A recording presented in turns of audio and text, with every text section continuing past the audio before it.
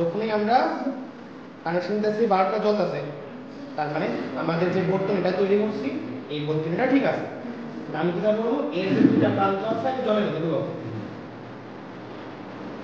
হলো কি পরিশ্রম করলো না? এখন এটা আমি কিছু লবণ অ্যাড করি। তো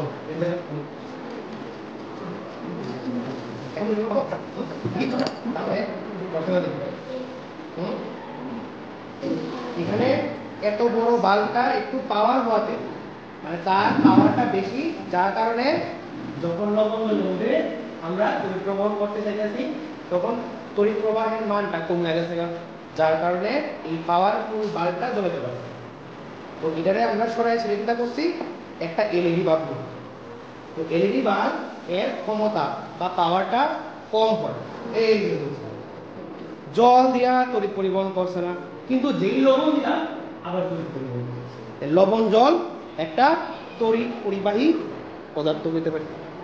যখন লবণ দেওয়া হয় জলের মধ্যে তখন জলের অণুগুলা আয়ন তৈরি করে। যখন কোন দ্রবণে আয়ন থাকে তখন ওই আয়ন তড়িৎ পরিবহন করতে সহায়তা করে।